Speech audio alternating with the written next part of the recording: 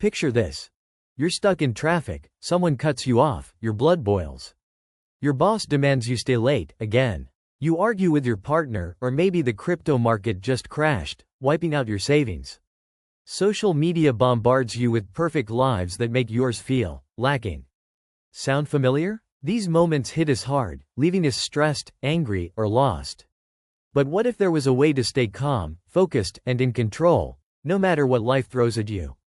Enter Stoicism, an ancient philosophy with timeless tools to find peace, resilience, and purpose.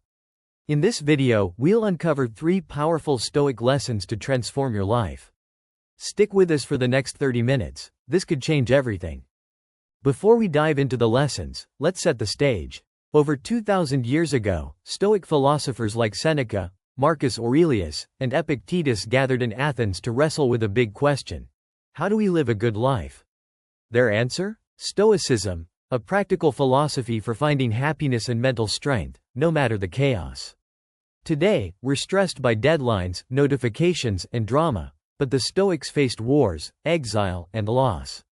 Their wisdom still applies. Let's start with how we react to life's chaos. Most of us operate in what I call default mode, acting on instinct. Someone cuts you off? You rage. Work piles up? You stress. Your mood swings with every external event, like a ship tossed in a storm. But there's another way, the deliberate mindset. This is where you pause, think, and choose your response. It's like building a mental gate between a trigger and your reaction. The more you practice this, the stronger that gate gets, and the less outside chaos controls you. That's the Stoic way, taking charge of your mind. Let's dive into our first Stoic lesson, the dichotomy of control. Epictetus, a former slave-turned-philosopher, said it best. Some things are in our control, and others are not. Sounds simple, but it's profound. Things in your control? Your thoughts, your actions, your goals. Things outside your control? The weather, other people's opinions, the stock market. The problem is, we waste energy stressing over what we can't change. Imagine you're a farmer. You can't control the rain, but you can plant your seeds and tend your crops. Focus on your plot of land, your mind, and let the rest go. Epictetus taught this in ancient Rome, where he faced exile and hardship, yet stayed calm by focusing only on what he could control. Let me tell you a story. Last year, my friend Sarah lost her job unexpectedly. She was furious, stressed, and felt powerless. But then she applied Stoicism. Instead of obsessing over her boss's decision, something she couldn't change, she focused on updating her resume, learning new skills, and networking. Within months, she landed a better job. Why? Because she focused on what she could control. Try this. Next time you're stressed, ask yourself, can I control this? If not, let it go. If yes, act on it. This simple shift can save you hours of frustration and make you more effective in life and work. Our second Stoic lesson is memento mori, Latin for, remember you will die. Sounds grim, right? But hear me out. The Stoics, like Seneca and Marcus Aurelius, used death as a tool to live better. Imagine you had 1 week left to live. What would you do? Spend time with loved ones? Travel? Finish that project you've been procrastinating on? Memento mori reminds us life is short, so we should focus on what truly matters. Seneca wrote, "Let us prepare our minds as if we'd come to the very soup of life." This isn't about being morbid, it's about gratitude. Here's a story. My Uncle Joe was diagnosed with a serious illness last year.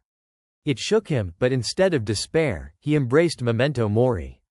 He started calling family daily, took his dream trip to Italy, and even forgave an old friend he'd fought with. He told me, knowing my time is limited made me live more fully. You can do this too. Try this exercise. Each morning, take 30 seconds to reflect on your mortality. Ask, if today was my last day, what would I prioritize? This shifts your focus to meaningful actions.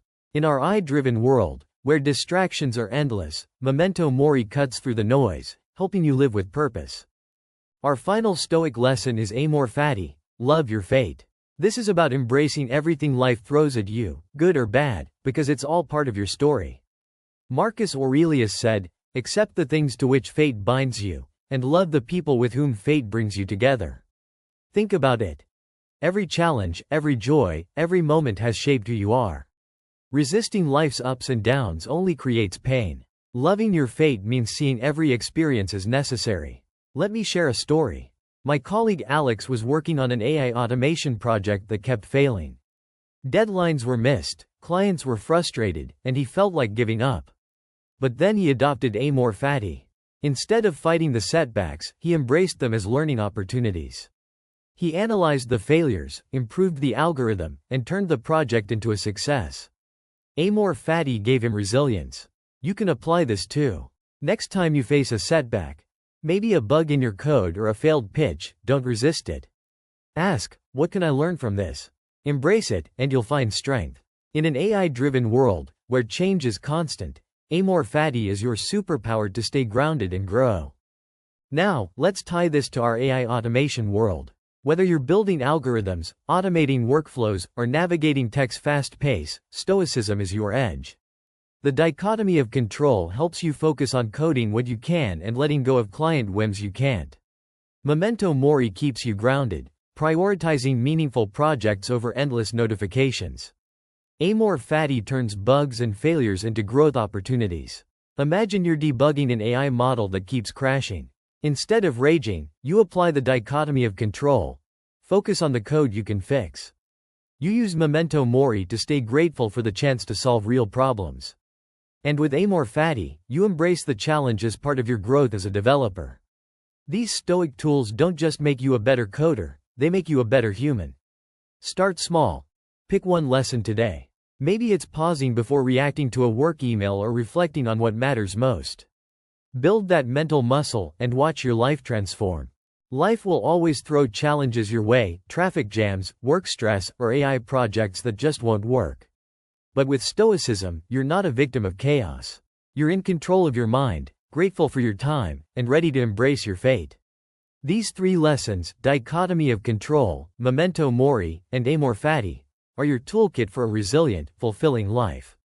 If you found this valuable, hit that subscribe button and join our community. We drop videos like this every week, blending ancient wisdom with modern tech to help you thrive. Share your thoughts in the comments. How will you apply Stoicism in your life or work? Let's keep the conversation going. Thanks for watching, and we'll see you in the next one.